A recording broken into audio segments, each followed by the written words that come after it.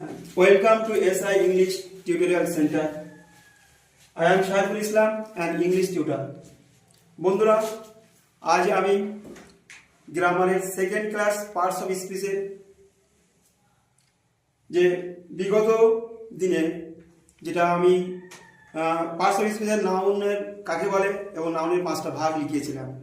আজকের সেই 5টা ভাগের মধ্যে প্রথম যেটা প্রপার নাউন, সেই প্রপার নাউন নিয়ে আলোচনা করব। So let's start.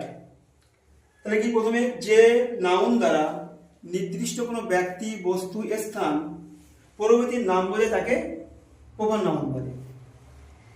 তো প্রপার নাউনের সংজ্ঞার ক্ষেত্রে অবশ্যই তোমরা মনে রাখবা এই নির্দিষ্ট কথাটা, নির্দিষ্ট কোনো ব্যক্তি, বস্তু, স্থান এর নাম বোঝালে সেটা প্রপার নাউন হবে। যেমন নির্দিষ্ট ব্যক্তি হিসাবে কি রাজা, রাজ, রাহুল, ইটিএম বা এই ওয়ার্ল্ডে যত ব্যক্তির নাম, নির্দিষ্ট ব্যক্তির নাম বোঝালে সেটা প্রপার নাউন হবে। নির্দিষ্ট বস্তু, আমি এখানে উদাহরণস্বরূপ ইংলিশ বুক এবং ভিভো মোবাইল দিলাম। স্থান চাকলা, কলসুরি, ইটিসি দিলাম। তাহলে নির্দিষ্ট কোনো ব্যক্তি বা নির্দিষ্ট কোনো বস্তু বা নির্দিষ্ট স্থান এর নাম বোঝালেই সেটা প্রপার নাউন হবে। প্রপার নাউনের পরে 2 নম্বর যেটা হলো কমন নাউন। এই কমন নাউন কি? যে নাউন দ্বারা নির্দিষ্ট কোনো ব্যক্তি, বস্তু, স্থানকে না বুঝিয়ে তাদের সকল শ্রেণী বা গোষ্ঠীকে বোঝায় তাকে কমন নাউন বলে। উদাহরণস্বরূপ কি বয়, গার্ল, বুক, মোবাইল। এখানে যে 4টে এক্সাম্পল আমি দিলাম, বয় মানে বালক, গার্ল মানে বালিকা, বুক মানে বই, মোবাইল মানে যে কোনো মোবাইল। এখানে কোনো পার্টিকুলার কোনো ছেলে বা মেয়ে কিংবা বইয়ের কথা আমি উল্লেখ করলাম না।